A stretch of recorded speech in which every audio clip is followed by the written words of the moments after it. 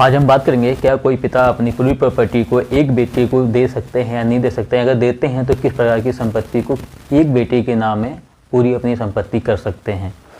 तो इसके विषय में हम आज जो है कि पूरी बात करेंगे।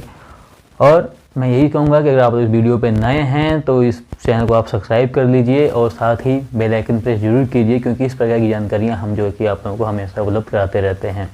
तो हम बात कर रहे थे कि क्या कोई पिता अपनी पूरी प्रॉपर्टी को, जिसके 2, 3, 4, 5 बेटे हैं, क्या एक या दो बेटे को अपनी पूरी संपत्ति, अपनी पूरी प्रॉपर्टी दे सकते हैं या नहीं दे सकते हैं। सबसे पहले हम बात करेंगे प्रॉपर्टी दो प्रकार की होती है, एक स्वयं अर्जित होती है, एक पैतृक संपत्ति होती है।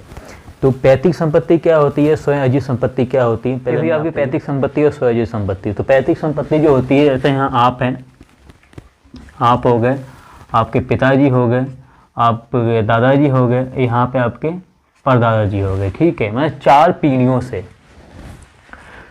जो संपत्ति 4 पीढ़ियों चली आती है उसको पैतृक संपत्ति कहा जाता है। इसको समझिएगा, आप, आपके पिताजी, आपके दादाजी और यहाँ पे आपके पिताजी मतलब परदादा, ठीक है।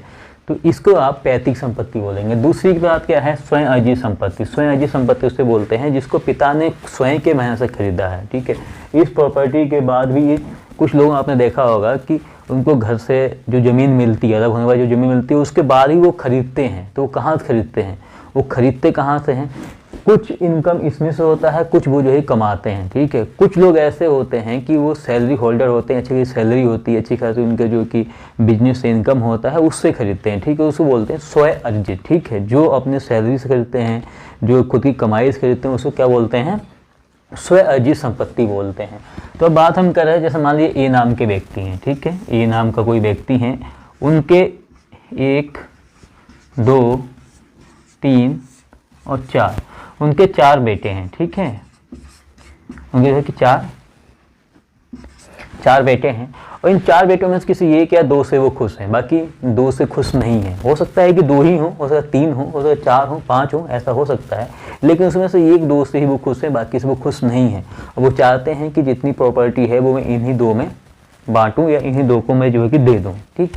तो कुछ लोग इस टाइप के होते हैं। और टाइप के क्या होते हैं, कहीं ना कहीं कोई ना कोई मजबूरियाँ होती हैं, कुछ ऐसी बातें होती हैं जब ऐसी कोई परिस्थिति आती है, वरना ऐसी परिस्थिति आने का कोई संभावना नहीं होता। कोई ना कोई कमियां या तो बेटों में होगी या फिर कहीं ना कहीं से कोई ना कोई कमियां होती हैं, तभी ऐसी कोई ना कोई परिस्थितियाँ आती हैं। तो बाद में क्या होता है कि अब जो है किसी के 4 बेटे हैं तो वो क्या करेंगे, वो अपनी, सबसे पहले आप समझिए, वह स्वयं अर्जित संपत्ति तो जो है वो किसी 1 या 2, 3, 4, वो जिसको चाहते हैं उसको दे सकते हैं, जितनों को चाहते हैं उतनों को देंगे। लेकिन जो पैतृक संपत्ति होती है, पैतृक संपत्ति क्या होती है, उसमें ये चारों ही मालिक हैं। एक का मतलब एक जो है उसमें मालिक नहीं है, इसमें चारों ही जो है कि मालिक हैं। तो अब जो है कि जब पिता ने जब अपनी स्वयं संपत्ति किसी 1, 2 को दे दिया, तो वो जो है यहाँ से वो ही संपत्ति उसे देंगे, पैतृक संपत्ति में से उस बेटे को उतनी ही संपत्ति देंगे जितना कि उसके हिस्से में वो प्रॉपर्टी आती होगी। ये नहीं कि सभी को उठा के जैसे स्वयं अर्जित संपत्ति इनको दे दिया वैसी जो कि पैतृक संपत्ति जो कि इनको दे देंगे, ऐसा नहीं होगा। पैतृक संपत्ति अलग है, स्वयं अर्जित संपत्ति अलग है, वो मैंने आपको बता दिया।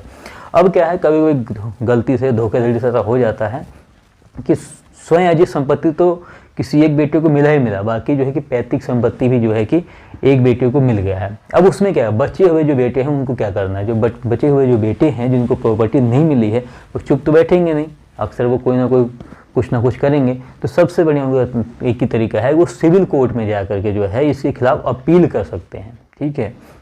वहाँ पे अपील करें। अपील करने के बाद में क्या है कि वहाँ बताएंगे कि हमारी जो पैतृक संपत्ति है वो किसी 1 भाई या 2 भाइयों को दे दी गई है, जबकि उसमें हमारा हिस्सा है।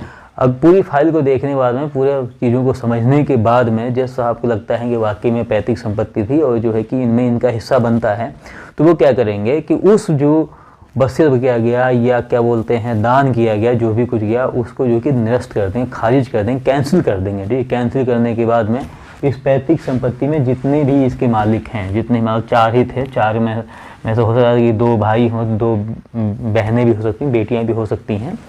तो ये सभी में जो पैतृक संपत्ति जो है वो बट जाएगा। अब ये किसके एक्ट अंतर्गत होता है, ट्रांसफर ऑफ प्रॉपर्टी का, ट्रांसफर ऑफ प्रॉपर्टी 1882 कर सकते हैं, ठीक है।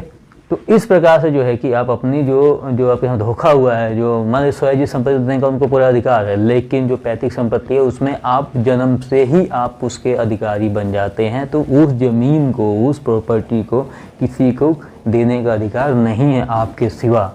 ठीक है, आपके सिवा किसी का अधिकार नहीं है कि वो किसी को दे। आपका भी उसमें अधिकार नहीं बनता है, क्योंकि वो उसमें भी आपके बेटे अगर हैं, अगर आपको कोई बेटा या बेटी है तो उसका अधिकार बन जाता है। तो मैंने आपको एक छोटे सा समझ में पूरी बताने की कोशिश की। अगर आपको वीडियो अच्छी लगी, वीडियो को लाइक शेयर कमेंट करना बिल्कुल ना भूलें। मिलते हैं आपसे नेक्स्ट वीडियो में।